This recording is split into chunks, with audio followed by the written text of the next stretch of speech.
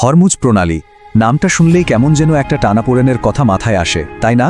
এটা কিন্তু শুধু একটা জলপথ না, বিশ্ব অর্থনীতির একেবারে নার্ভ সেন্টার। আর ঠিক এই জায়গায় এখন হয়ে উঠেছে একটা ভয়ঙ্কর আন্তর্জাতিক সংঘাতের কেন্দ্রবিন্দু। চলুন আজ এই সংকটের গভীরে গিয়ে দেখি ঠিক কি ঘটছে সেখানে। ভাবা যায়, যেটাকে বলা হতো গ্লোবাল ইকোনমির লাইফলাইন, মানে বিশ্ব অর্থনীতির প্রাণভোমরা, সেটাই এখন একটা যুদ্ধক্ষেত্র। তেল পরিবহনের জন্য সবচেয়ে জরুরি এই রুটটা নিয়ে মিডল ইস্টে যে টেনশন চলছে তা এখন একদম অন্য লেভেলে চলে গেছে। তো সবার আগে যে প্রশ্নটা আসে, এই প্রণালীটা আবার কেন এমন একটা অ্যাক্টিভ ব্যাটলফিল্ড হয়ে উঠল? চলুন সেটাই আগে দেখে নিই। দেখুন, হুমকিটা একদম সোজা সাপটা। ইরানের ইসলামিক রেভলিউশনারি গার্ড কোর মানে IRGC পরিষ্কার বলে দিয়েছে এই দিকে কোনো জাহাজ এলেই তাকে টার্গেট করা হবে। কোনো রাখঢাক নেই, সরাসরি হুমকি।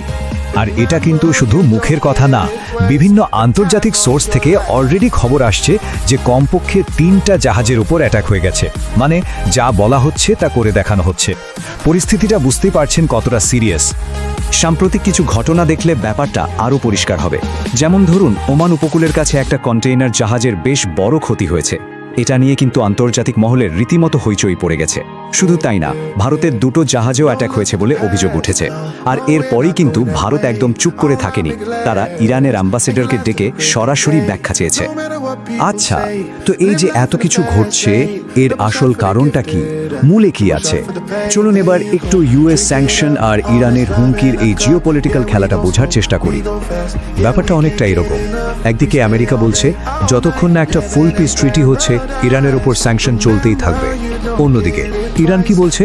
তারা বলছে এই স্যাংশনগুলো আসলে সমুদ্রে ডাকাতির শামিল আর এটা যুদ্ধবিরতির শর্ত ভাঙছে। আর ঠিক এই কারণেই তারা হরমুজ প্রণালীতে নিজেদের কন্ট্রোল আবার এতটা টাইট করছে। কিন্তু প্রশ্ন হলো, এই ছোট্ট একটা জলপথ, এটা নিয়ে পুরো বিশ্বের এত মাথা ব্যথা কেন? কেন এটা এতটা ইম্পর্ট্যান্ট? চলুন এর পরের অংশে আমরা কারণটা খুঁজে বের করি। এর কারণটা লুকিয়ে আছে একটা সংখ্যায়, আর সেটা হলো 20%।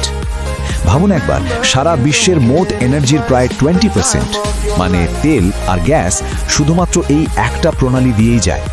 তার মানে গ্লোবাল এনার্জি সাপ্লাই কতটা নির্ভর করে আছে এই জায়গাটার উপর।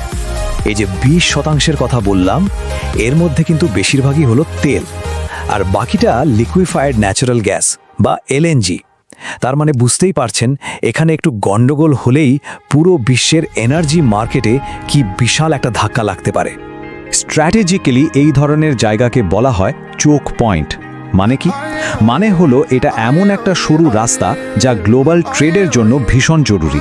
এটা যদি কোনো কারণে বন্ধ হয়ে যায় তাহলে পুরো সাপ্লাই চেনটাই ভেঙে পড়তে পারে, একেবারে দম বন্ধ হয়ে যাওয়ার মতো অবস্থা।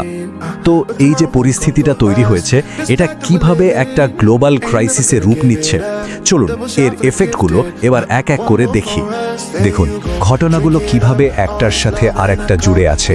হরমুজে আনরেস্ট শুরু হলো, সাথে সাথে এনার্জি মার্কেটে অনিশ্চয়তা তৈরি হলো। আর এর ফলে কি হচ্ছে? শিপিং কোম্পানিগুলো বিপদে পড়ছে, তারা এখন অন্য রুট দিয়ে জাহাজ পাঠাতে বাধ্য হচ্ছে। আর তাতে কি বাড়ছে? সময়ও বাড়ছে, খরচও বাড়ছে। পুরো সিস্টেমটাতেই একটা ধাক্কা লাগছে।